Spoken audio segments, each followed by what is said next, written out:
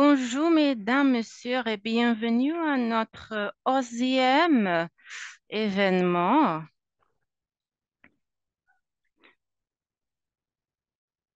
Dans les séries de webinaires organisées par le Partenariat mondial de la croissance verte, GGKP, sur le projet mondial pour la mise à jour des plans nationaux de mise en œuvre. Je vous remercie pour votre inscription et participation. Je suis Anastasia Bouchoc et je travaille pour GGKP dans le cadre de ce projet. Le thème de notre webinaire aujourd'hui, c'est l'assurance de la qualité et le contrôle de la qualité. Les inventaires des POP jouent un rôle très important dans le cadre des plans nationaux et devraient fournir de l'information solide pour identifier des priorités établies dans les plans.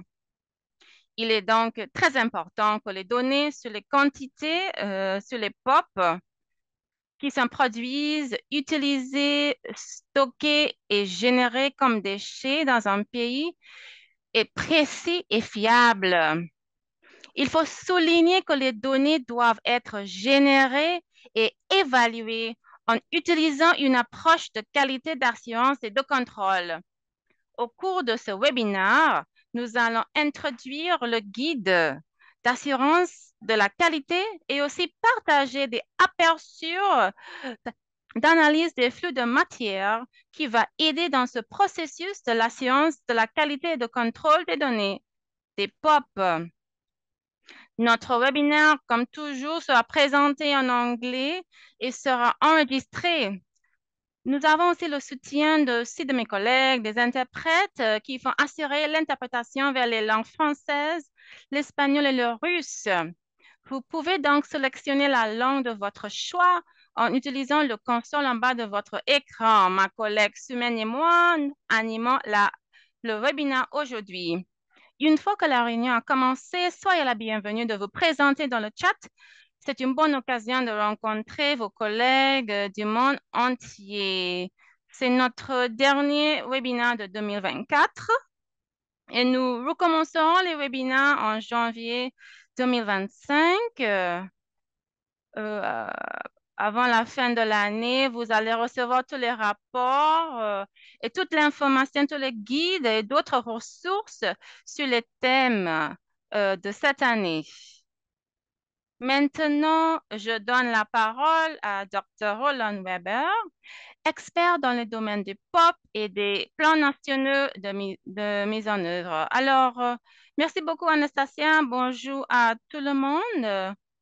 Dans ma première présentation, je vais faire une introduction de ce guide sur la science de la qualité, le contrôle aussi de la qualité. Je vais aussi partager d'autres informations sur ce système. Tout d'abord, en prenant en compte les objectifs, les inventaires de POP, en fait, devraient inclure de l'information sur la prioritisation, un plan d'action de développement et aussi prendre en compte des stratégies de la gestion en déterminant la quantité de POP qui existe, les quantités de POP qui sont produits dans un pays, la quantité qui est stockée et générée comme déchet dans un pays. Aussi, il faut identifier les secteurs économiques et les opérateurs qui existent dans un pays. Il faut identifier les sources, en fait, qu'il faut mettre en avance, en relief. Il faut fournir, en fait, aussi de l'évaluation de comment le pays utilise et produise ses déchets et comment le pays gère ses déchets pour répondre à des besoins de la Convention. Il faut aussi identifier des domaines qui n'existent pas. En plus, euh, il faut savoir la quantité des POP et des PCB qui existent dans les pays. Il faut identifier des lacunes qui existent dans les pays. Il faut identifier les besoins financiers et aussi le soutien technique qu'il faut pour ce projet. En plus, en utilisant les étapes, en étape numéro 4, c'est l'étape pour évaluer et gérer les données. Alors, regardons maintenant étape numéro 4. Il faut évaluer les données et prendre en compte si l'information est complète et, et, et, et- et aussi plausible.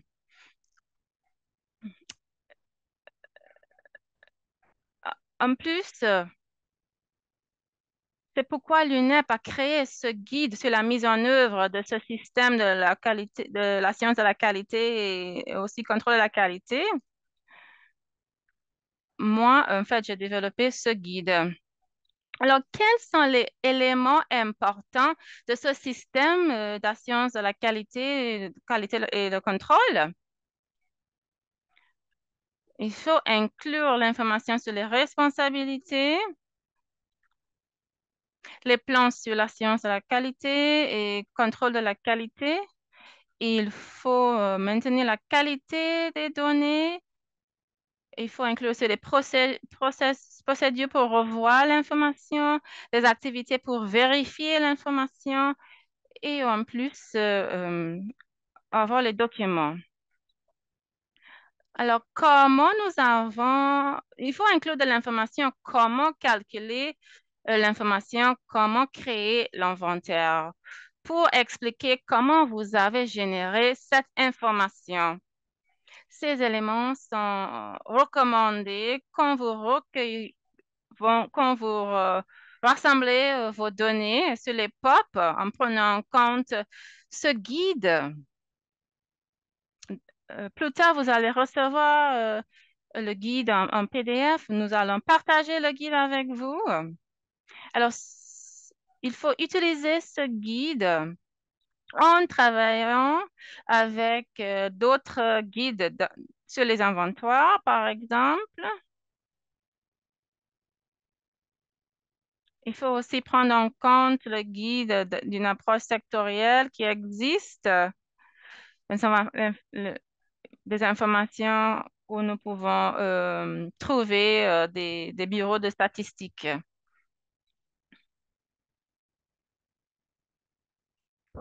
Alors, il faut prendre en compte qu'il faut avoir une agence qui va être à la tête, en fait, du système pour revoir la structure et les mécanismes.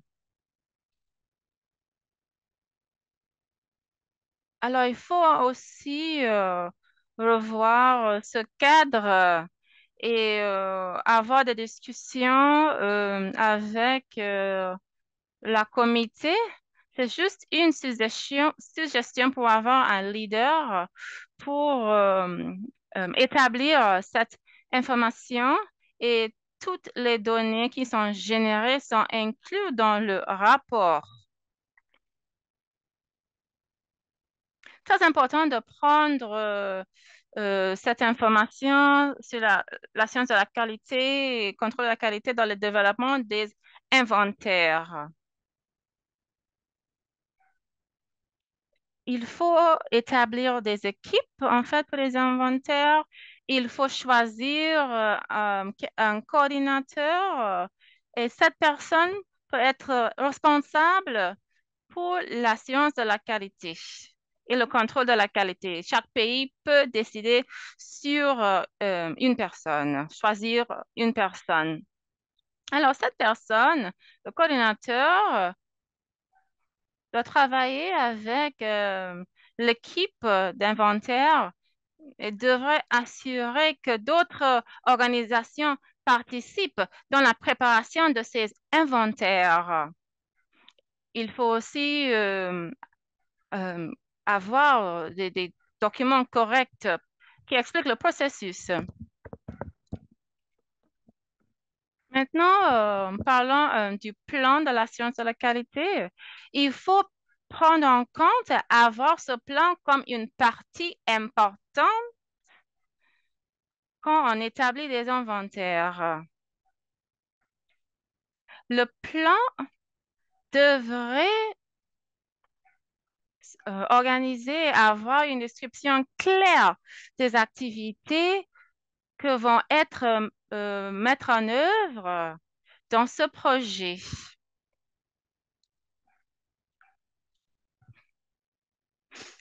Il faut aussi avoir une partie clé en fait de ce plan, c'est pour avoir une liste de données avec les objectifs.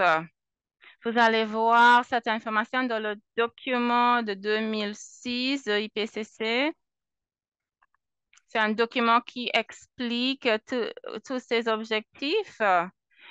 Ces objectifs devraient être des objectifs concrets et devraient être réalistes.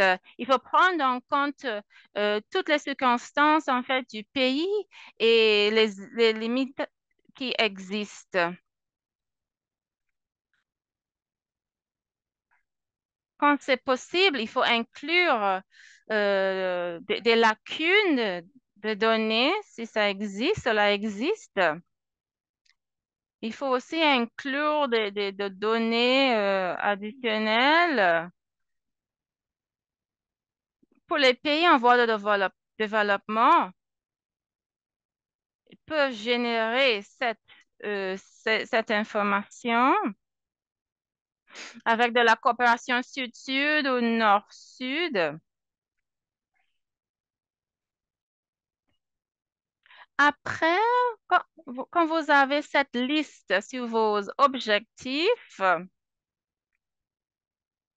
il faut prendre en compte tous les domaines dans le document, dans la section 2,3,2, pour assurer un processus complet.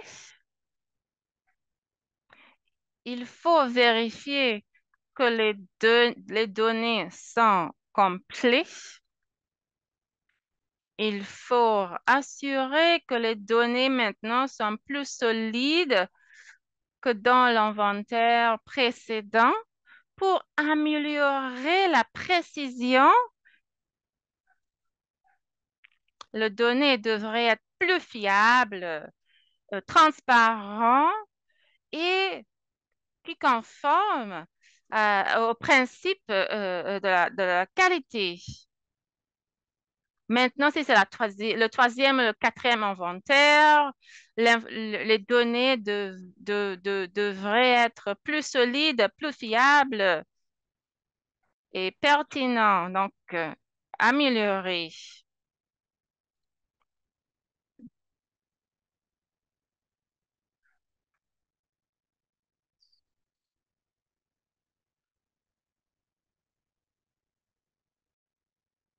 En plus, il faut utiliser des sources claires. Il faut inclure des références où c'est possible. Parce que s'il y a quelqu'un qui lit votre NIP, ils doivent trouver en fait les sources très facilement. Les données devraient être basées sur les données nationales pour assurer de la transparence, de la précision aussi. Et très important aussi de prendre en compte l'analyse de flux de matière, des imports, des stocks et des déchets pour assurer la transparence, la précision et, et pour faire la comparaison. C'est pourquoi aujourd'hui, nous avons invité docteur pour présenter plus tard, pour expliquer comment l'outil et le système marche et comment faire ces analyses de flux de matière. Alors, il faut inclure les quantités des POP individuelles. Un peu plus tard, je vais vous montrer quelques exemples. Les données qui sont utilisées doivent être solides et basées sur les critères de l'assurance de la qualité, contrôle de la qualité dans les laboratoires. Vous pouvez voir dans la section 3,3. Cela, c'est pour améliorer la précision. Il faut vérifier si les calculs peuvent être reproduits. Il faut, il faut revoir s'il y a des tendances que ne pouvez pas expliquer et noter d'autres paramètres dans la série chronologique pour encore une fois assurer de la précision et la comparaison. Faut- Il faut comprendre si tout d'un coup l'inventaire est trop élevé ou trop bas pour comprendre les différences et pour comprendre la source de ces différences. Alors, il faut tirer des décisions en fait, il n'y a pas de problème avec des acteurs majeurs, y compris des experts et des chercheurs. S'il y a des opinions pas populaires, alors donc il faut aller faire plus de recherches en utilisant de l'information des experts. La méthodologie décrite dans ce document, dans ce guide, vous pouvez consulter d'autres documents, par exemple, le manuel des cadres nationaux d'assurance de la qualité des Nations Unies en statistique officielle. Vous pouvez aussi vérifier d'autres documents euh, établis en 2006 par l'IPCC, aussi sur la Convention de Basel. Il y a aussi le guide général sur les inventaires de POP de 2020. La prochaine étape, quand vous développez ce plan, il est très important de savoir, de considérer et utiliser des normes internationaux. Par exemple, ISO 9000-2015 pour comprendre le vocabulaire et les bases. C'est très important pour être responsable, pour prendre en compte toutes ces normes.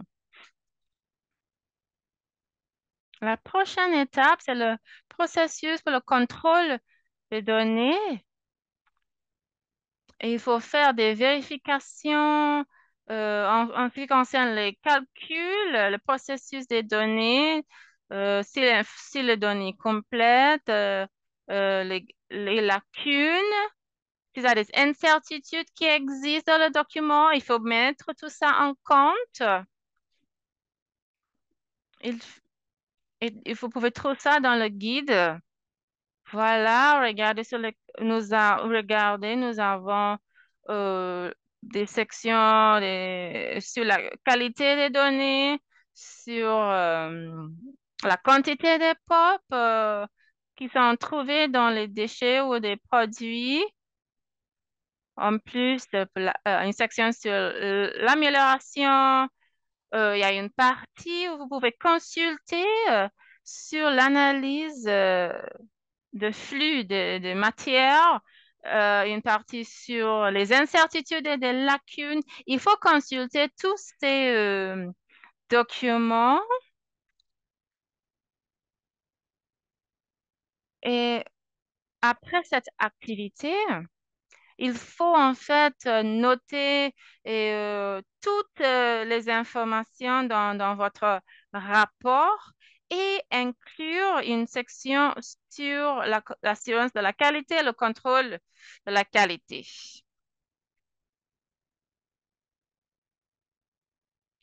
Maintenant, en ce qui concerne le niveau 3, il y a d'autres types de méthodologies que vous pouvez sélectionner, utiliser pour recueillir de l'information sur les inventaires de POP.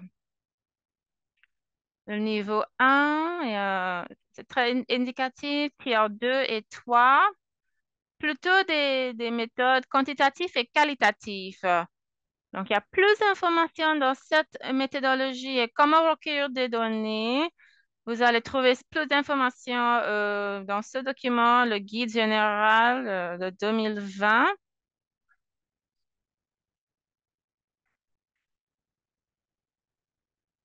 Euh, quand le données quantitative, la qualité de la donnée est très élevée, mais je sais que très souvent, c'est pas faisable, c'est pas possible étant donné les limites, les ressources humaines qui sont disponibles ou le fonds disponible, les ressources disponibles. Les méthodologies peuvent changer en prenant en compte le cadre législatif, les ressources ou le temps qu'il faut pour développer, est disponible pour développer l'inventaire. Il y a ce rapport sur la production de données sur le commerce. Il faut prendre en compte cette information quand vous développez vos plans et quand vous évaluez les estimations.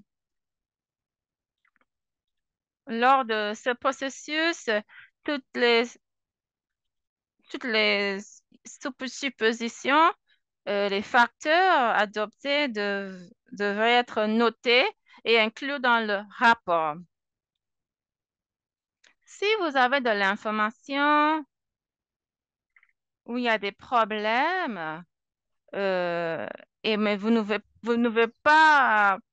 pouvez pas prouver que l'information est faux, ben, c'est un point quand il faut faire plus de recherches pour pouvoir en fait remplir cette lacune pour arriver à une décision précise. Il faut faire une comparaison des données qui sont disponibles au niveau national et utiliser d'autres sources. Où c'est possible, il faut inclure la preuve des données dans les rapports. Par exemple, si vous avez, par exemple, la mousse contre les incendies, il faut inclure l'information, par exemple, une photo et inclure cette information dans votre rapport. Aussi, par exemple, vous faites l'inventaire sur les transformateurs PCB, vous pouvez inclure des photos des étiquettes en fait de ces transformateurs PCB.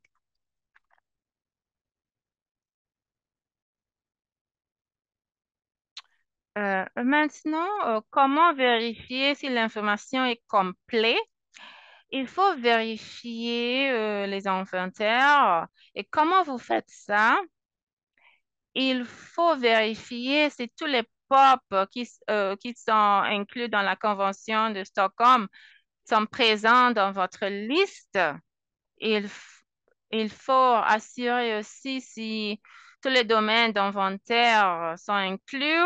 Vous pouvez consulter le document, le guide. S'il y a des secteurs majeurs avec des POP multiples, il faut inclure tout cela et assurer que l'information est complète. Les POP, par exemple, dans le secteur de bâtiments, de transport et des déchets électroniques, nous avons parlé de cette information il y a 2 jours dans le webinaire et vous pouvez consulter les bureaux nationaux des statistiques pour, donc, pour trouver cette information. En plus, il faut assurer les synergies avec d'autres inventaires, comme nous avons dit il y a 2 jours dans l'autre webinaire. Et si les imports, il faut assurer que les imports prennent en compte code HS pour les POP qui sont évalués.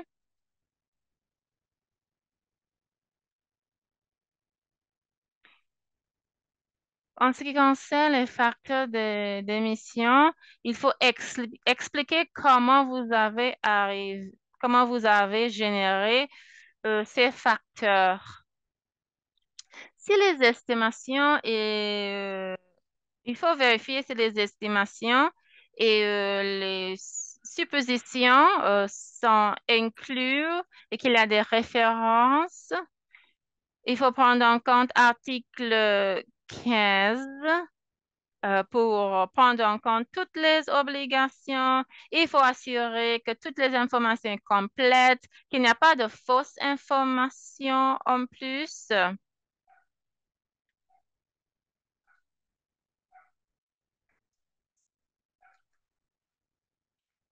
S'il y a des domaines qui ne sont pas inclus dans l'inventaire, il faut, il faut dire pourquoi. Par exemple, si l'information n'est pas présente dans votre pays, par exemple, cette information n'est pas présente en Afrique. Donc, il faut juste inclure ce point que ce type d'incinérateur n'existe pas dans notre pays, au lieu de ne pas inclure l'information.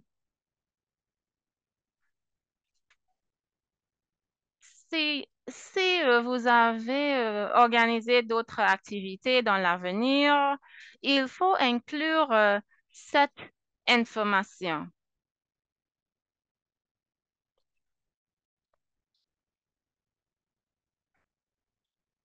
En ce qui concerne la quantité totale des POP,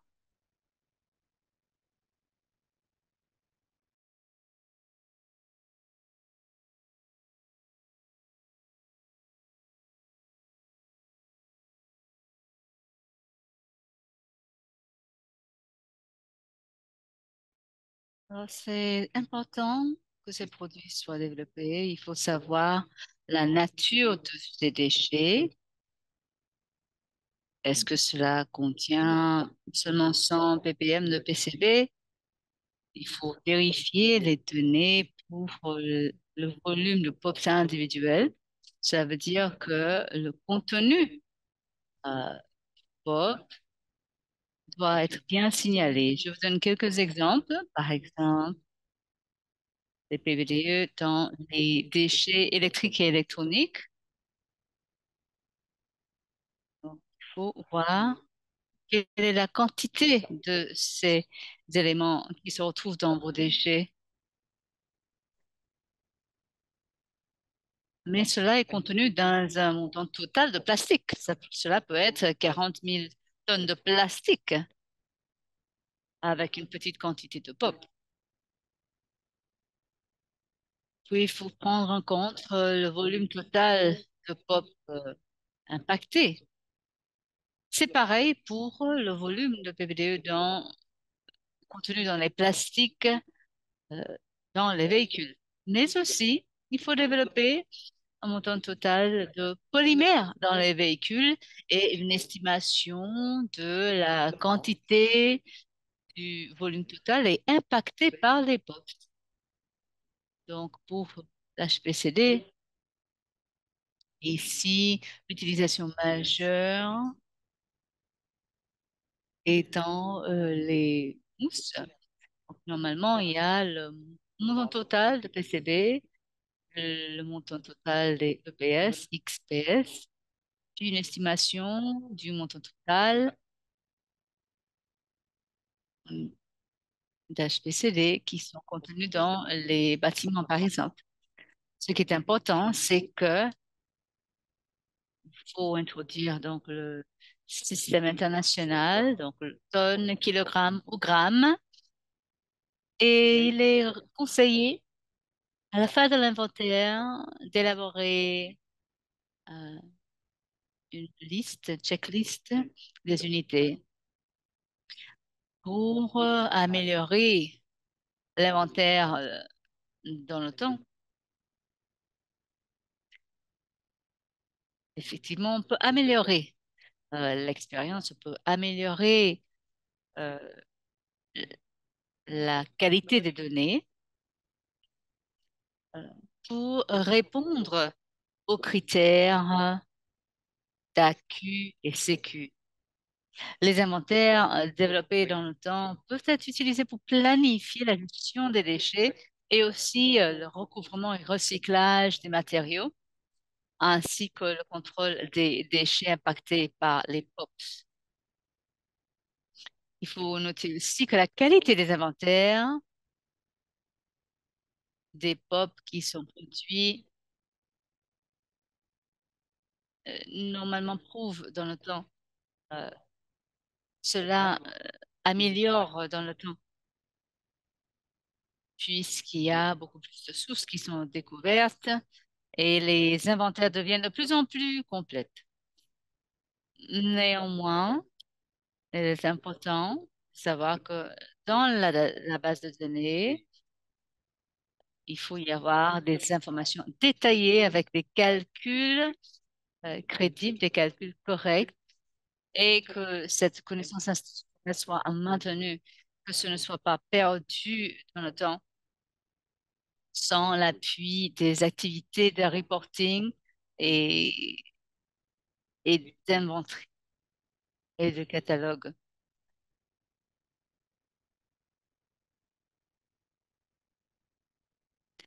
Donc, en ce qui concerne les séries temporelles, cela peut être utile pour documenter les tendances et aussi pour, euh, pour identifier aussi euh, les, les valeurs extrêmes. Par exemple, il y a une nouvelle usine qui a été construite ou bien une industrie a été clôturée. Donc, cela peut provoquer des changements de données, changements d'éléments de données. Et donc, il faudrait noter ces circonstances exceptionnelles qui expliquent des mouvements exceptionnels des portes. Il faut savoir que cette analyse des flux de substances, flux de matériaux peut documenter le cycle de vie des matériaux qui contiennent les POP si les données des inventaires sont disponibles. En ce qui concerne la qualité, l'assurance qualité des flux de matériaux et des flux de substances, généralement, la méthodologie MFA qui comporte le stock et les définitions de stock et les définitions de flux, ainsi que l'utilisation de définitions de systèmes explicites euh, serait nécessaire. Il y a des données disponibles pour contribuer au système. Alors, l'assurance qualité,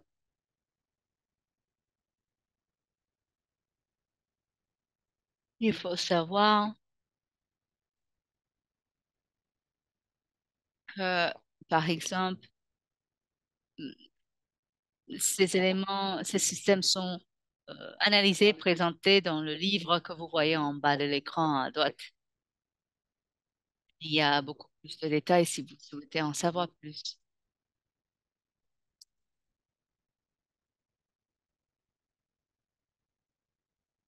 Alors, pour le Nigeria, nous avons établi des analyses sur une variété de matériaux. Nous avons développé trois cas d'études pour les directives sectorielles, non seulement pour les inventaires, mais pour l'analyse des flux de substances. Et pour nous, ces méthodes d'analyse peuvent être utilisées pour l'assurance et le contrôle de la qualité dans l'électronique ainsi que dans les véhicules. Identifier les lacunes et aborder les lacunes est aussi un autre élément important. L'évaluation du processus, l'utilisation de la stratégie et les informations collectées peuvent avoir lieu avec une décision sur ce que nous pouvons faire pour rendre beaucoup plus complète l'inventaire. Cela comporte l'identification des choses suivantes: le besoin de la validation des informations compilées au sein de l'inventaire, les actions nécessaires pour répondre aux prérequis de la Convention de Stockholm, puis il y a des mesures pour aborder les lacunes et améliorer ou bien compléter l'inventaire. À la prochaine diapositive, vous allez voir que notre approche consiste à combler les lacunes qui peut être fait soit par se mettre en contact avec les différentes parties prenantes. Dans certains cas, la réglementation gouvernementale serait nécessaire pour être sûr que les parties prenantes euh, fassent leur rapport et qu'ils s'engagent à l'inventaire national. Par exemple, euh, le secteur des services publics ne voulait pas euh, donner ou partager leurs données, mais après la réglementation, bah, ils sont obligés de faire leur contribution de données. Donc, cela pourrait faciliter le partage des informations clés. Il faut le dire aussi que les lacunes dans les données peuvent être euh, remplies par les estimations ou l'extrapolation, c'est-à-dire il y a des outils qui peuvent être déployés pour fournir les informations manquantes, en particulier en faisant l'extrapolation des statistiques disponibles. On pourrait fournir des quantités totales de certains types de pop dans un pays. Nous avons l'exemple du Nigeria, encore une fois, où il y a des véhicules qui sont importés au pays qui passent par Lagos et le gouvernement a décidé que Lagos est représentatif des matériaux qui entrent dans le pays et donc en obtenant des données en provenance de Lagos, on peut éventuellement considérer que cet échantillon soit représentatif du pays globalement parlant. Donc, voici un exemple d'extrapolation en absence de données concrètes ou données de la même qualité à travers tous les différents secteurs et à travers différentes régions d'un pays, par exemple.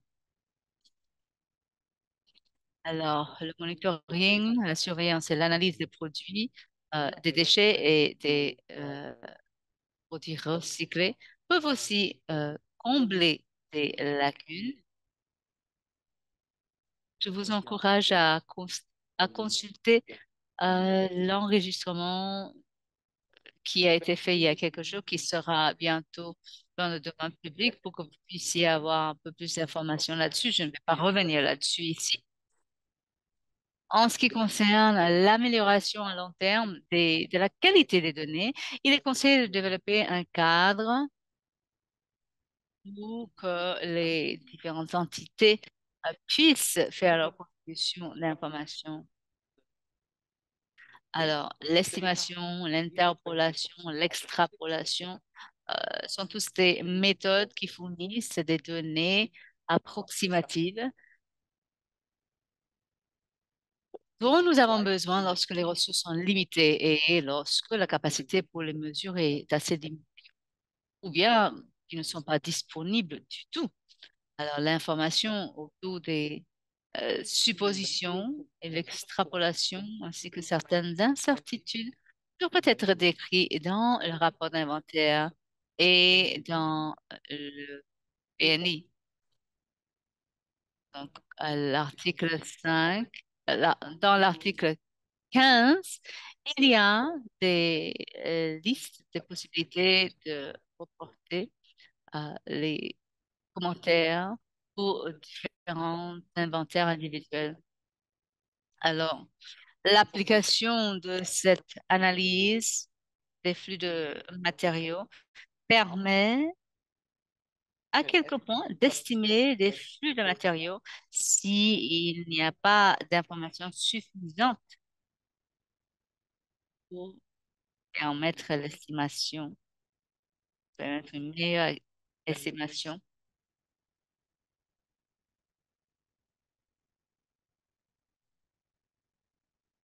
Alors, pendant le procès ou le traitement de données, toutes les suppositions ainsi que les facteurs de conversion sont adaptés et cela devrait être noté, bien noté, ainsi que référencié lorsque les résultats décrits dans l'inventaire, le rapport d'inventaire et le PNI, que ce soit évalué et aussi peuvent être retracés et possiblement corrigés en cas de nécessité. Par exemple, il y avait un changement dans la législation d'une année vers l'autre que chaque véhicule devrait être matriculé, sinon les gens ont été punis. Donc, pendant cette année, il y avait une énorme augmentation dans le nombre de véhicules qui ont été immatriculés. Une autre procédure d'assurance de qualité en termes de bonnes pratiques, je partage avec vous. Les procédures d'assurance qualité peuvent être entreprises à différents niveaux, en interne ou en externe, mais généralement, c'est lié au contrôle de qualité spécifique.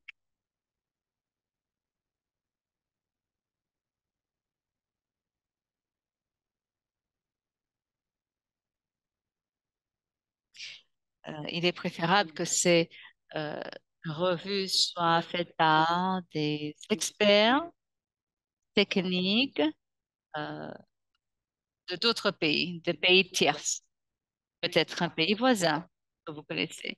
Il est aussi une bonne pratique pour les personnes qui compilent ces inventaires de conduire aussi une révision de vos pairs euh, avant de terminer l'inventaire, simplement pour identifier s'il y a des problèmes potentiels et corriger là où c'est possible. Néanmoins, j'admets que ce ne sera pas toujours pratique à cause des horaires, à cause des priorités des uns des autres et aussi à cause des contraintes euh, au niveau de ressources. Mais les personnes qui compilent ces inventaires, ces enquêteurs, euh, choisissent peut-être de faire différemment. Alors, l'évaluation de la plausibilité ainsi que la vérification des inventaires propres sont relativement simples à mener. Il n'est pas nécessaire d'avoir expertise de pointe. Ce sont des techniques assez simples qui sont déployées.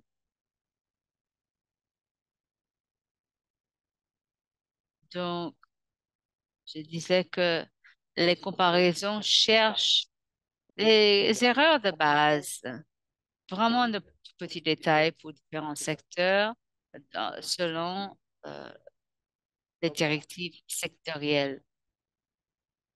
Donc, à travers une comparaison qui a lieu à travers du pays, si vous faites cette comparaison de région en région dans un seul pays ou bien euh, d'un pays comparé à un autre pays, cela est aussi utile. Peut-être que vous trouverez que l'estimation de votre voisin ne tient pas la route, mais vous aurez au moins fait une vérification.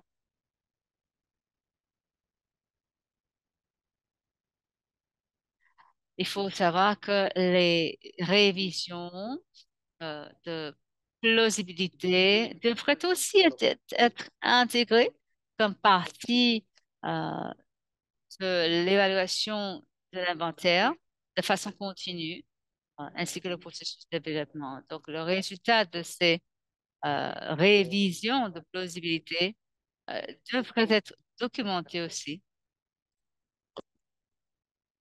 Alors,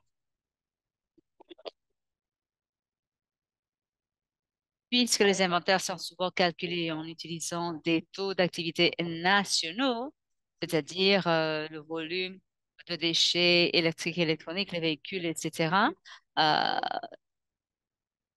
il peut y avoir des erreurs contenues dedans. Donc, il faut vérifier individuellement pour être sûr que les données soient plausibles. Alors, il y a aussi la possibilité, si l'importation des POP actuellement est évaluée, le montant peut être comparé avec la production actuelle ou la production passée, hein. Et puis, que de plausibilité peut être conduit si le montant est raisonnable.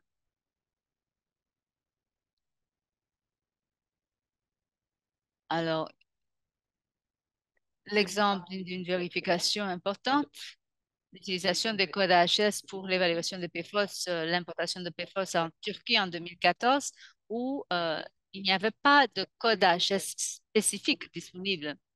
Mais on voit dans cet article en bas, ce qui a été révélé, c'est qu'il y avait une surestimation euh, par rapport au gouvernement, euh,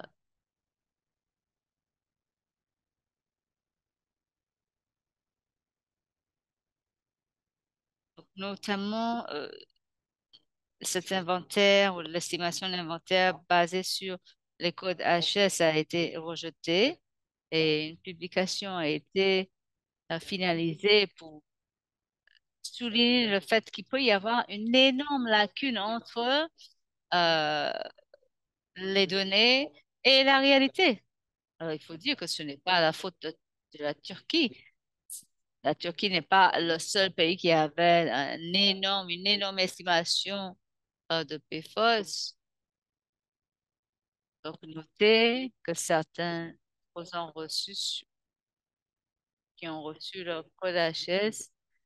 Et aujourd'hui, vous pouvez aller euh, voir sur UN Comtrade, l'ONU Comtrade. Vous pouvez vérifier pour vous-même. Alors, pour la plupart des POP, euh, la date de la production est connue. Vous pouvez consulter ce document que nous avons publié. Il y a aussi un webinaire que nous avons publié sur le site web du Partenariat pour une croissance verte, JVKP, pour avoir accès à ces informations. Et donc, vous pouvez comparer entre les données sur le plan mondial et puis les données euh, au sein d'un pays. Il faut savoir que la durée de vie des pop est plus ou moins connue, plus ou moins, et donc cela doit être documenté. Nous devons documenter le cycle de vie et la fin de vie euh, des matériaux.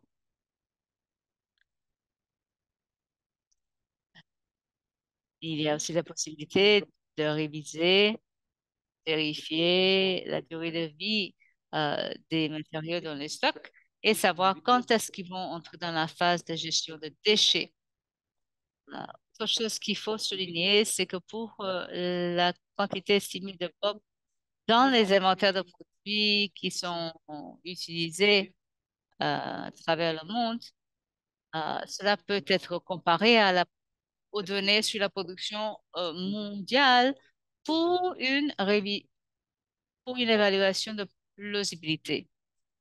Il faut vraiment vérifier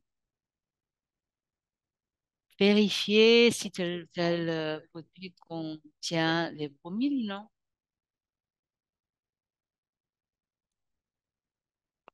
Donc, il faut vraiment chercher à vérifier, confirmer comparer les données. Je vous donne l'exemple euh, d'un check de plausibilité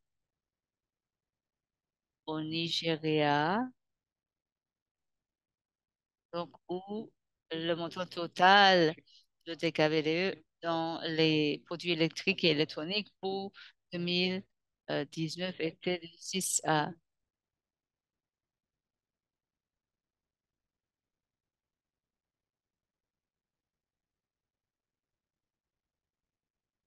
a été estimé à 9 142 tonnes cathodes qui sont utilisées dans les téléviseurs et les ordinateurs. Il y avait aussi 234 tonnes euh, de DKBDE contenus dans les écrans de télévision. Donc, vous voyez, la population au Nigeria est approximativement 200 millions de personnes, 2,5% de la population. Donc, vous allez donc calculer quel est 2,5% des 200 millions de personnes. Est-ce qu'il y aurait une distribution égale à travers le monde? Non, nous avons vu le cas du Nigeria. Nous avons pu déterminer le tonnage de DKBDE importé et utilisé au Nigeria. Il faut considérer que 30% de DKBDE a été utilisé dans les produits électriques et électroniques. Donc, c'est dans le même ordre de magnitude. Alors, autre chose, là, il fallait prendre en compte que c'était un pays en voie de développement. Donc, c'est beaucoup trop élevé pour un tel pays. Par contre, le Nigeria a importé 10 millions de tonnes, principalement de tubes qui contiennent les hauts niveaux de PBD. Donc, ce sont des déchets électroniques. Ça, c'est l'estimation des 9 500 tonnes qui paraît raisonnable et qui paraît efficace au sein de l'inventaire. Une autre estimation que nous avons menée pour le Nigeria, là, vous voyez euh, la différence entre les SCCP et les MCCP. Donc, nous avons estimé les utilisations majeures que nous avons à peu près 73 000 tonnes. Et c'est ce que nous avons donc comparé à la production euh, mondiale. Donc, nous avons constaté la différence. Lorsque nous prenons le 2,5% de la population du Nigeria, on peut calculer à partir des 24 millions de tonnes. Au total, nous aurons 600 000 tonnes seraient, seraient être la propriété du Nigeria.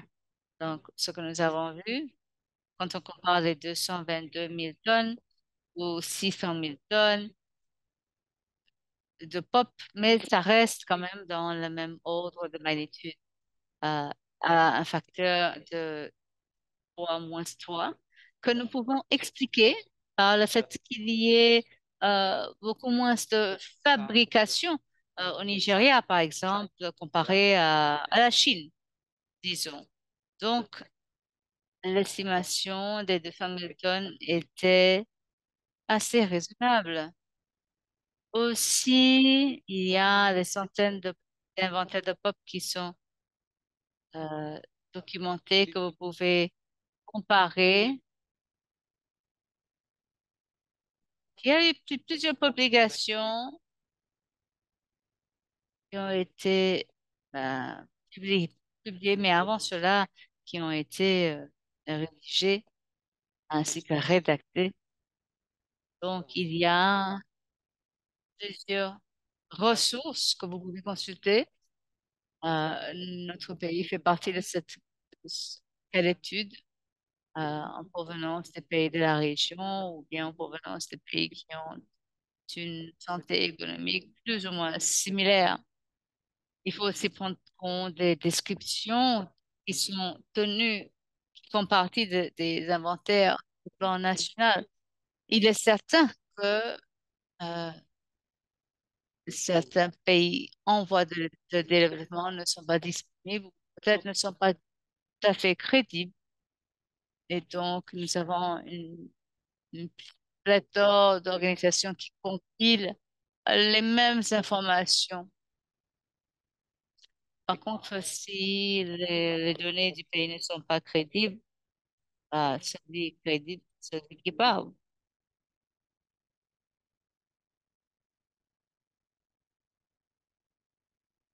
Donc, il y a de nombreuses données statistiques, de nombreuses sources qui peuvent être comparées et avec les données nationales, mais aussi euh, comparées aux autres pays sur le plan international.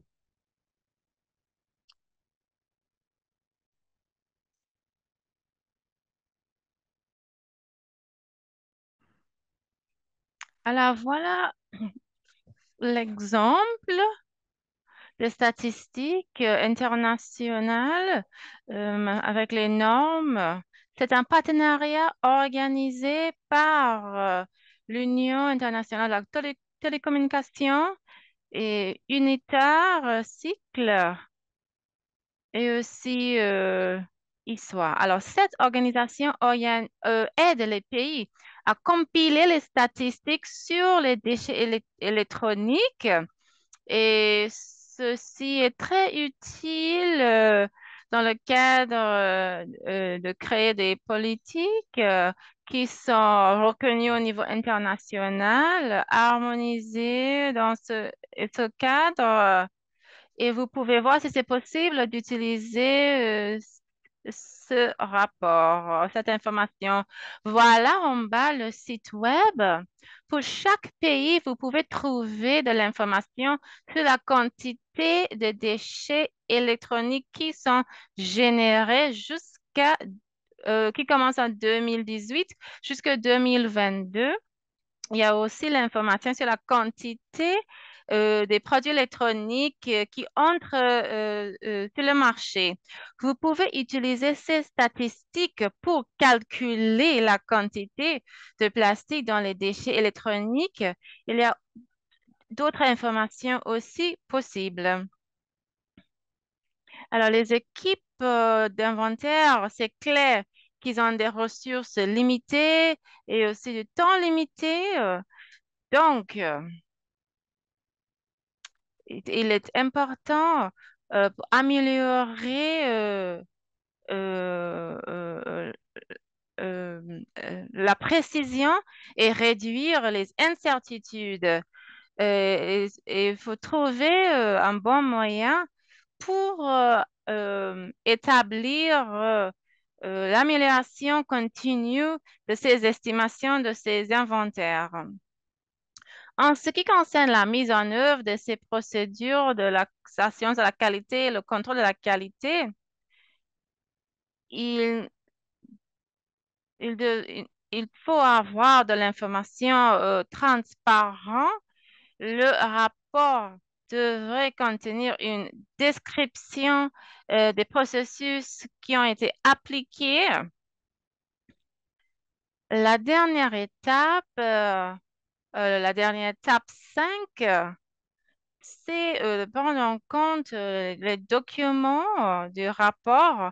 Voilà les éléments recommandés. Tout d'abord, il faut inclure les objectifs et il faut inclure les résultats de l'inventaire pour le secteur de POP pertinent. Il faut inclure la description des méthodologies de données qui ont été utilisées et comment vous avez recueillir les données dans quel cadre vous avez utilisé les suppositions et les facteurs de calcul que vous avez adoptés basés sur les jugements des experts. Il faut inclure les responsabilités et le processus sur la planification, la préparation, la gestion de ce processus de l'inventaire.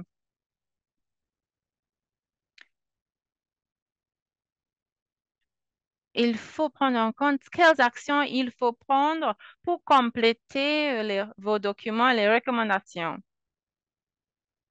La méthodologie décrite dans ce guide prend en compte d'autres guides, d'autres documents que vous pouvez consulter.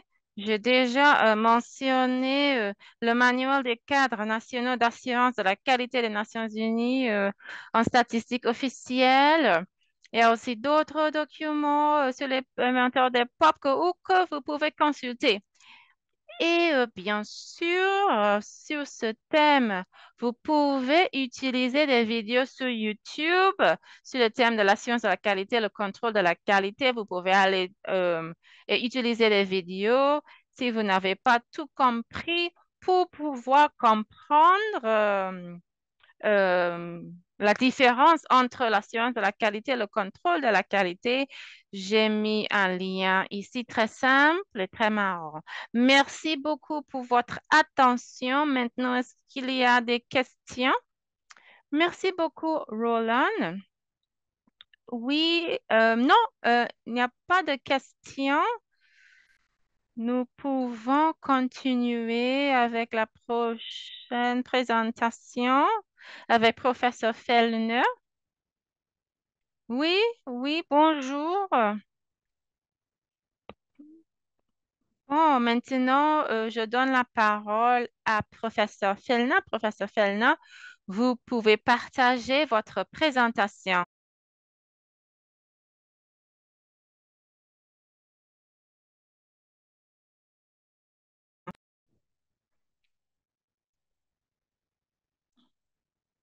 Bonjour à tous. Je suis Johann Fellner. Je travaille à l'Université de technologie à Vienne, en Austrie. Et aujourd'hui, je vais présenter sur l'analyse des flux, des matières, comme un outil que vous pouvez utiliser dans l'inventaire des plastiques et des POP, dans le cadre de la science de la qualité et le contrôle de la qualité. Alors, je vais essayer de parler un plus lentement que Roland. Je vais faire mon mieux.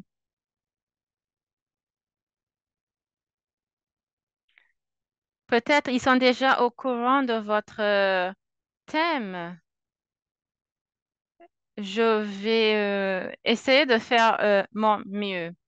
Alors, pour commencer, où je travaille à l'Université de Vienne, fondée en 1815, située dans le centre de Vienne. Nous avons une équipe très forte de la recherche des déchets. Notre groupe a développé des outils. Le premier outil que nous avons développé dans le domaine de l'analyse de flux de matière. Cet outil s'appelle STAN. Vous pouvez accéder gratuitement à ce outil sur ce site web, mais il faut vous inscrire.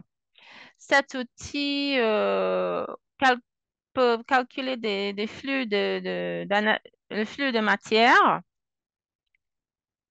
Vous avez aussi d'autres outils possibles que vous pouvez utiliser. Peut-être dernier, un lien avec les POP. Nous avons développé cet outil pour gérer euh, les POP non intentionnels. Alors, maintenant, le thème, c'est l'analyse de flux de matière. Il y a 40 ans, nous avons développé cet outil en Suisse. Vous pouvez voir quelques guides que vous pouvez consulter. C'est un outil utilisé pour évaluer la gestion des déchets, des systèmes de déchets, aussi la gestion de ressources pour des pays, pour des régions et aussi pour des entreprises. Et très souvent, cette analyse de flux est utilisée pour évaluer le cycle de vie. L'idée, c'est que ça devrait être très simple, mais valide pour la prise de décision. C'est très important. Voilà, vous avez le dernier guide que vous pouvez consulter, révisé en 2020. Alors, quel est le concept? C'est très simple. Cette analyse de flux de matière et repose sur la loi de conservation de la masse. Qu'est-ce que cela veut dire? Quand nous prenons en compte des POP et des plastiques dans le domaine des produits électroniques, il est clair qu'avant, nous avons parlé de Nigeria, ils ont importé beaucoup de produits électroniques. Nous prenons en compte l'import total de tous les produits électroniques qui entrent dans un pays, par exemple.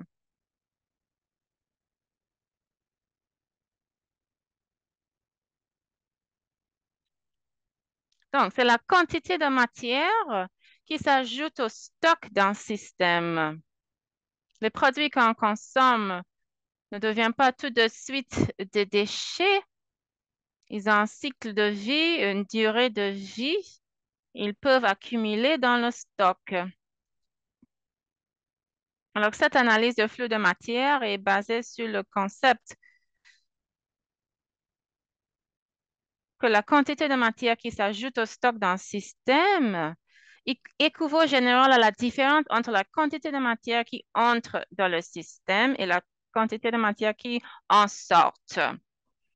Cela peut devenir un peu compliqué, des fois un peu complexe, et c'est pourquoi cet outil STAN a été développé. Vous pouvez voir comment cela marche. Vous pouvez dessiner des flux différents, des processus qui sont interconnectés. Il y a le flux peut-être d'un processus qui entre et cet outil peut calculer des flux inconnus et qui est très important. Cet outil peut aussi gérer des incertitudes.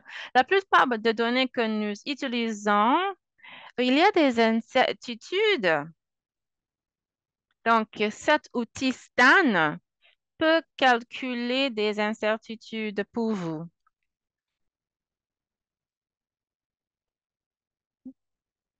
Prenons,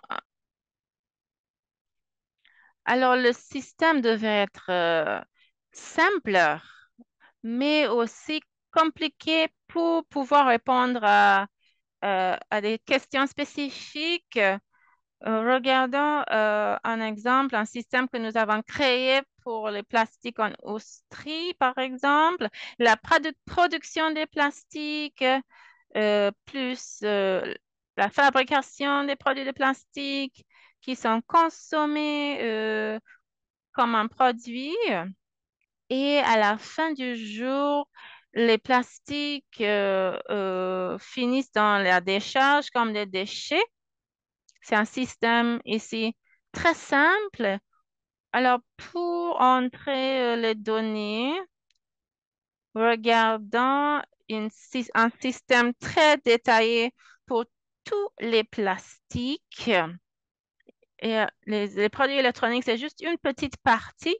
Je vous montre pour vous donner une idée que ce système peut devenir un peu compliqué et l'outil est très important. et très utile. Maintenant, passons à notre exemple du Nigeria. Comment nous pouvons utiliser cet outil, cette analyse de flux de matière comme un outil dans les inventaires des plastiques, dans le cadre de l'assurance de la qualité et de contrôle de la qualité? Je vais utiliser l'étude de cas de Nigeria fait par Joshua Babayemi. Ils ont essayé de faire un inventaire compréhensif des produits électroniques pour avoir une idée et avoir la quantité des plastiques de pop qui sont arrivés au Nigeria pendant les 32 dernières années. Voilà la première étape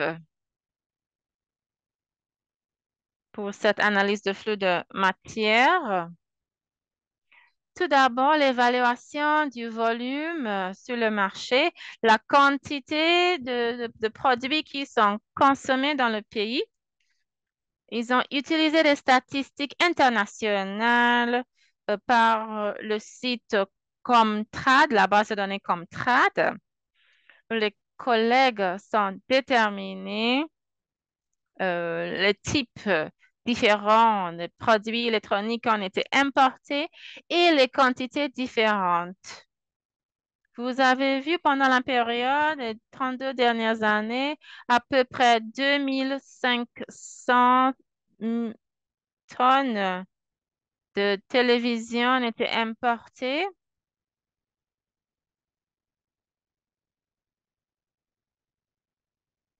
Alors, c'est 2,5 millions de tonnes. Merci pour la correction. 2,5 millions de tonnes pour les télévisions. Et après, la climatisation utilisée dans les maisons, 508 millions. C'est comme ça, les réfrigérateurs et les congélateurs, 505 millions, etc., etc. Alors, nous avons trouvé cette information sur le site de Comtrad et le Nigeria n'a pas sa propre production de produits électroniques. Donc, ils ont utilisé cette base de données pour avoir une idée de la consommation totale. La deuxième étape, toutes les catégories des produits électroniques ont été données une fraction.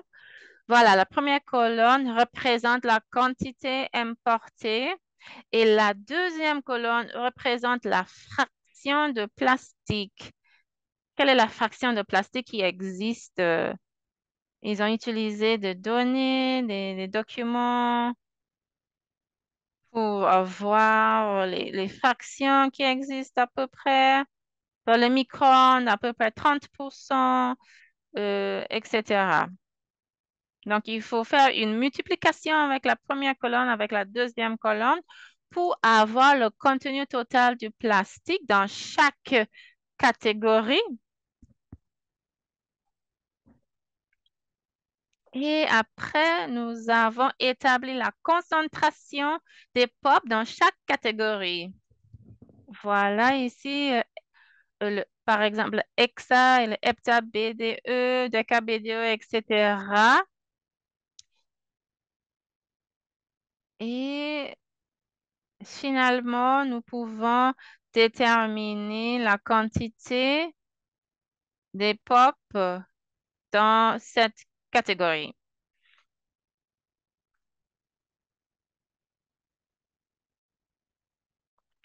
Maintenant, nous avons une idée de la quantité qui sont arrivés dans le pays. Nous voulons savoir en fait la quantité qui arrive comme des déchets. Alors, il y a la différence entre la consommation et la génération des déchets représente la durée de vie du produit.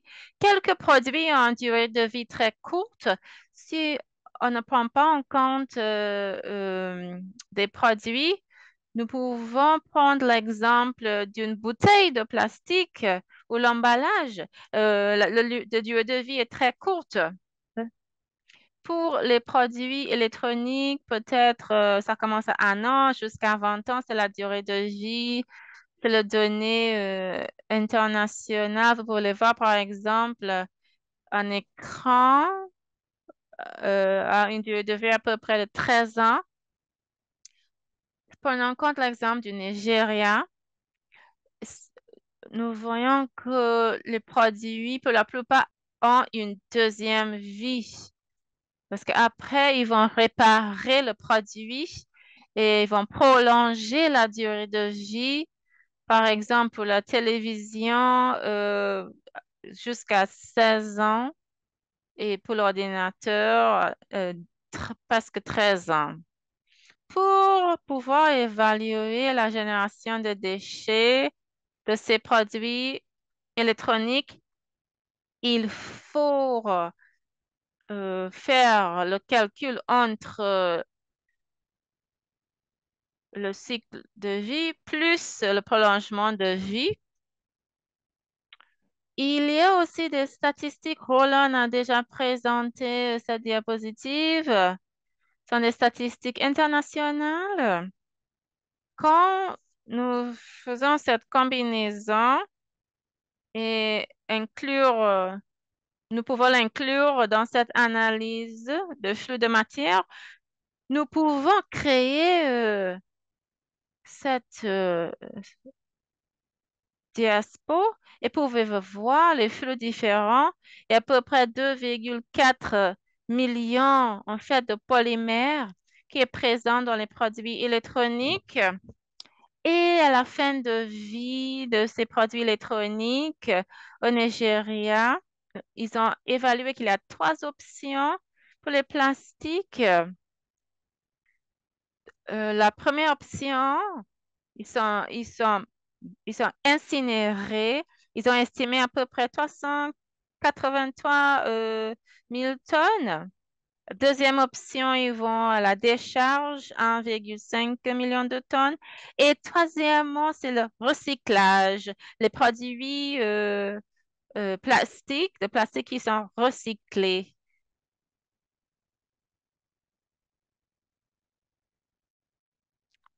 Si nous regardons par exemple le DKBDE, nous voyons que pour le stock, c'est à peu près la même quantité, 9 000. Et la distribution entre l'incinération, la décharge et le recyclage, c'est à peu près comme les plastiques. C'est à peu près comme la plastique. C'est un peu pareil.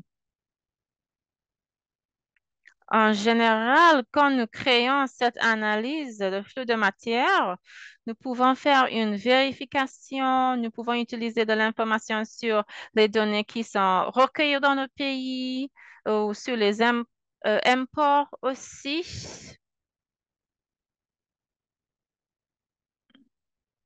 Et voilà ce qu'on appelle l'assurance de la qualité. Nous pouvons utiliser cet outil pour vérifier la qualité des données et la fiabilité de données. Alors, voilà, c'était très bref. Comment vous pouvez utiliser cet outil?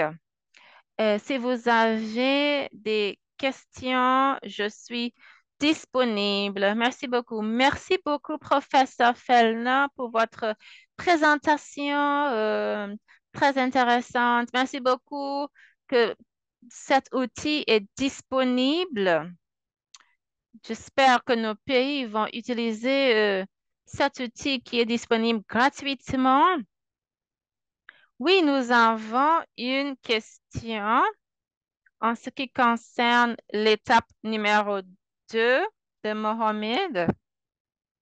Alors, les chiffres que vous avez montrés en étape 2, est-ce que ces chiffres sont calculés automatiquement ou est-ce que vous utilisez une formule? Si c'est une formule, est-ce que vous pouvez expliquer? Alors, étape 2, c'était l'inclusion des POP.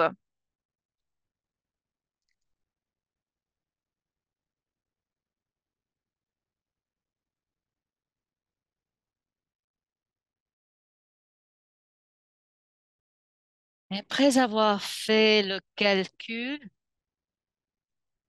vous aurez donc un calcul qui était effectué automatiquement par l'application.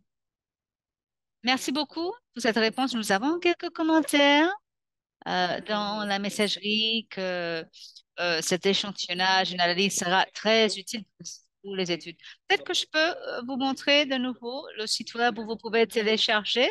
Vous pouvez le mettre dans la messagerie, Johan. Mettez l'adresse dans le chat. Moi, j'ai une question. Est-ce qu'il y a des webinaires pour utiliser cet outil auquel les participants peuvent assister? Peut-être surtout des pays en voie de développement. Alors, nous organisons des webinaires à la demande. S'il y a suffisamment de demandes, s'il y a suffisamment de personnes qui s'y intéressent, nous pouvons effectivement programmer un tel webinaire. Donc, peut-être qu'il faut parler avec Anastasia. Peut-être que le partenariat pour une croissance verte pourra euh, organiser un tel webinaire. Merci beaucoup, professeur Johan Fellner, de votre présence, votre partage. Nous apprécions énormément, beaucoup. Merci. Alors, nous revenons à la toute dernière présentation sur le contrôle, la qualité dans la surveillance des POP. C'est notre dernière présentation pour aujourd'hui. Alors, on voit de quelle façon les anciennes données, les données historiques peuvent soutenir, peuvent aider dans l'établissement d'inventaire et des évaluations efficaces actuelles. Nous avons vu en Afrique surtout, parfois, utilisant tout simplement les boîtes à outils, ils peuvent accéder aux résultats euh, efficaces, résultats crédibles. Euh, il y a une boîte à outils dioxine du programme environnemental des Nations Unies qui encourage les parties à intégrer leurs propres données euh, sur les émissions, à intégrer ces données dans les inventaires. Ça, c'est le programme environnemental des Nations Unies de 2013. Alors, il y a encore une fois un cas d'étude du Nigeria où nous avons analysé plus de 380 euh, cubes quadrés euh, pour les PBDE et d'autres BFR dans les tubes, tout ce qui est tubage. Alors, par contre, lorsqu'on génère, qu'on utilise ces données, il faut assurer le contrôle de qualité. Il faut mesurer ou conduire ces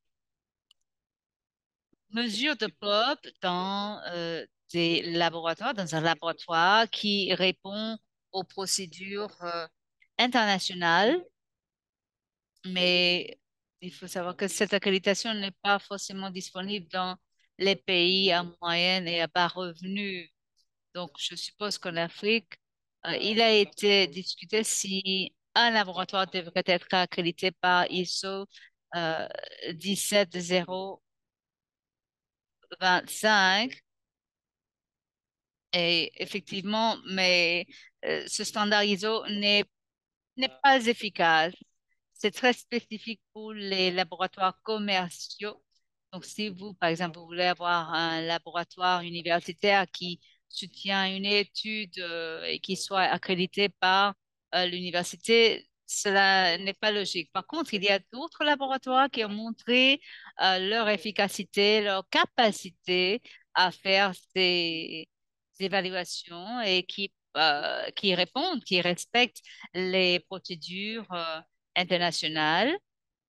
Et donc, c'est quelque chose qu'on pourrait envisager par rapport aux standards internationaux et même régionaux. Il y a des procédures, par exemple, pour la surveillance de PBD. Il y a un standard pour cette surveillance avec des sections dédiées à, à l'assurance et au contrôle de qualité. Donc, si un laboratoire suit ces procédures, suit ces critères, il y a des risques que les analyses soient bonnes.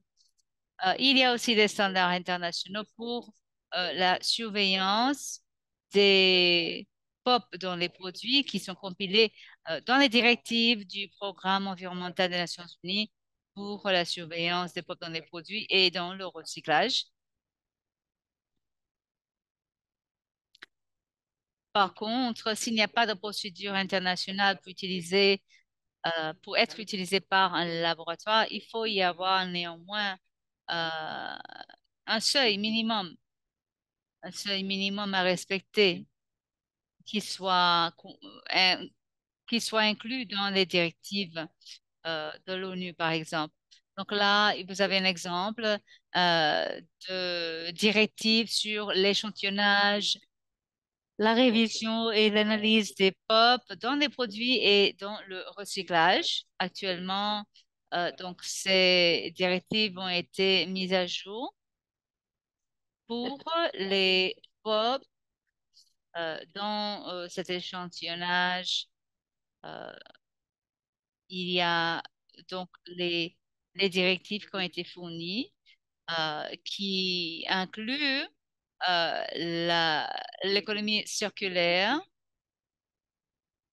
et la priorisation sur le plan mondial pour promouvoir cette économie circulaire. Nous avons aussi élaboré une série de webinaires là-dessus, y compris l'analyse. Là, vous avez donc une série de webinaires sur les pop dans les plastiques. Vous avez le lien Internet là. Donc, à partir de ces directives, je voulais souligner euh, quelques, quelques conseils. Donc, les, les équipements de laboratoire doivent être propres. Donc, ce sont des procédures communes euh, qui doit être respecté. Donc, un laboratoire avec des équipements propres, ou des produits chimiques sont utilisés pour éviter une contamination secondaire. Aussi, il faut y avoir des modèles qui sont connus, documentés et répétés au sein du laboratoire, ainsi que les niveaux pour les POP mesurés. Donc, dans chaque salle, vous avez quelques pièces, quelques parties qui contiennent des paraffines chlorinées. Cela peut provoquer une contamination secondaire dans le laboratoire. Il faut aussi assurer euh, que le système qui est mis en place soit efficace euh, pour que les mesures et les procédures soient euh, supervisées de façon continue à travers l'analyse de modèles procéduriels. Il doit y avoir une injection régulière euh, de solutions standards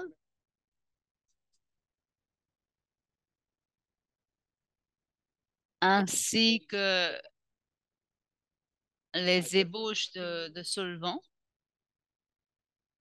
Donc, pour notre projet, à travers l'UNIDO en Afrique, nous avons acheté certains matériaux de référence certifiés où la concentration dans le matériel est connue. Donc, si vous avez un laboratoire, vous pouvez utiliser ce matériel pour vérifier si votre méthode produise les bons résultats. Alors, la limite de détection et la quantification, ainsi que la spécificité de la méthode en tout entière, depuis l'échantillonnage jusqu'à la détection, il faut avoir les tests pour mesurer tous ces aspects-là. Il faut aussi qu'il y ait des critères clairement définis pour l'identification et la quantification qui doivent être appliqués, ainsi qu'une calibration des courbes qui doivent être utilisées, le stockage des échantillons d'analyse est important. Il faut savoir que cette directive, donc il y a tout un chapitre hein, dans les directives qui portent sur des conseils pour la surveillance, qui portent sur des considérations générales ainsi que les considérations transversales pour la surveillance des POP dans les produits et dans le recyclage.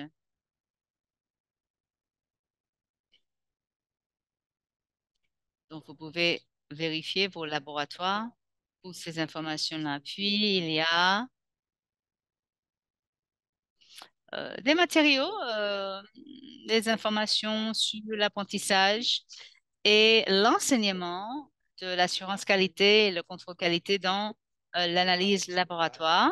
Cela est disponible, comme vous voyez à gauche. Vous avez ces ressources disponibles en anglais. Il y a certaines directives qui sont disponibles dans d'autres langues aussi à part l'anglais et qui sont gratuites. Vous pouvez télécharger sur le site web Eurachem. Le lien est dans cette diapo. Eurachem. Vous pouvez télécharger donc ces ressources. Il y a aussi un livre sur l'assurance qualité dans la chimie analytique, publié par Springer. Cela contient des matériaux prêts à utiliser sur CD-ROM pour les formations, l'enseignement et aussi l'auto-enseignement. Si vous n'avez aucune connaissance là-dessus, ce livre euh, pourra vous être utile. Puis, pour la surveillance des POP, il y a des échantillons. Donc, et que l'échantillonnage est représentatif, que les approches soient appropriées pour assurer la bonne qualité des données. Parce que si vous vous trompez sur l'échantillonnage,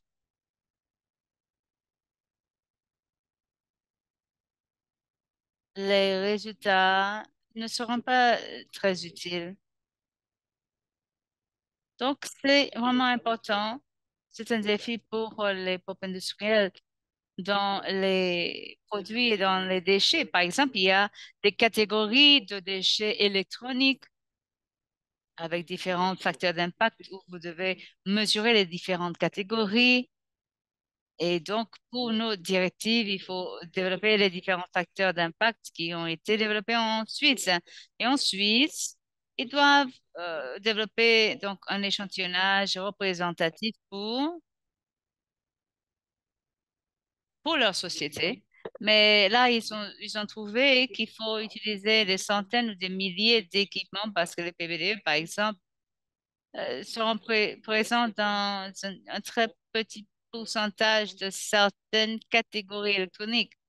Donc, lorsque vous voulez comprendre le volume moyen de PBDE dans la catégorie des déchets électriques, c'est difficile à savoir, très difficile à savoir.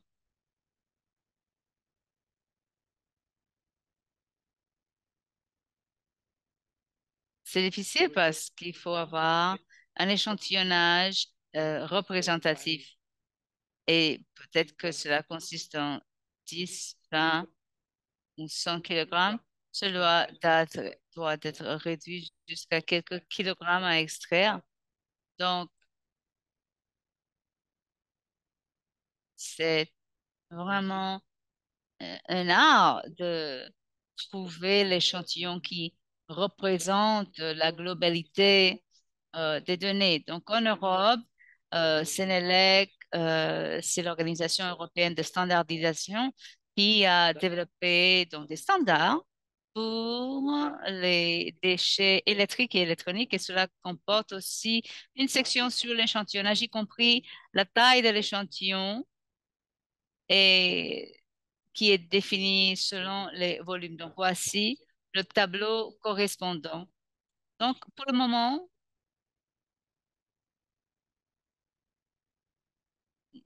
ce n'est pas encore établi, ces catégories ne sont pas encore établies pour les véhicules en fin de vie. Parce que normalement, lorsque vous avez donc des résidus et des particules sont déjà très petites et donc un échantillage homogène est possible. Normalement, pour les véhicules en fin de vie, la taille des plastiques est assez grande, donc c'est très compliqué d'avoir un échantillon représentatif. Donc, effectivement, il s'agit de l'analyse. Nous avons des informations. Nous vous encourageons à utiliser ces informations. Ce type euh, de, de standardisation doit devenir la norme. Donc, voilà. C'est tout pour moi aujourd'hui. Mais s'il y a des questions, je suis ouverte à vos questions. Super. C'est une présentation assez extensive, la présentation. Je vais encore partager les liens dans la messagerie pour les personnes qui sont arrivées un peu tardivement. Nous comprenons euh, que le processus est très important, le processus de contrôle de qualité, assurance de qualité, c'est assez intense pour les pays. Merci beaucoup aux participants qui ont pris le temps d'être avec nous aujourd'hui. Roland, si vous voulez ajouter quelque chose, je ne pense pas qu'on ait quelque chose à la messagerie aujourd'hui.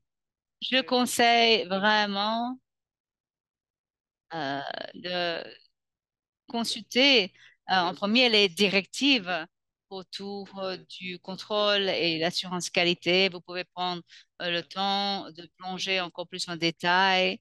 Mais il y a beaucoup de directives sur la surveillance des POP dans les produits.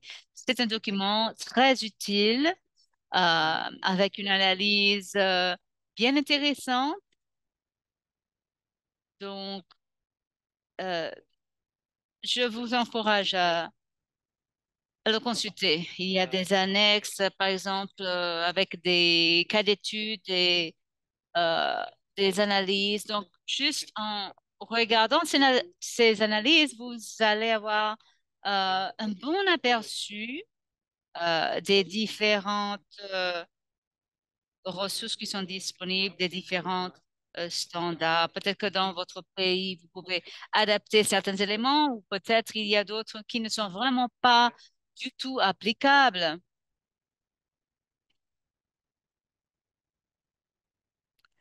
Donc, c'est une recommandation de regarder ces conseils. Comme je dis, nous avons des webinaires, même nous avons 4 ou 5 webinaires qui durent 3, 4 heures. Donc, si vous avez l'intérêt pour ce domaine, pour soutenir votre mise en place d'un inventaire, tout est disponible, tout est à votre disposition. Et je pense que nous allons aussi ajouter le lien. Nous l'avons inclus dans la messagerie avec toutes les autres ressources de ce webinaire, mais c'est déjà disponible sur le site web de la Convention. Donc, je viens de mettre dans le chat sur le site web IPCP. Vous avez donc les ressources. Merci à tout le monde. Merci aux agences partenaires qui ont invité tous ces participants. Merci aux participants qui ont répondu présents à notre invitation. l'invitation et nous serons en contact avec vous d'ici 2025. C'est le dernier webinaire pour cette année 2024. Merci à vous tous. Bon progrès à vous autres avec vos projets. Merci beaucoup et au revoir.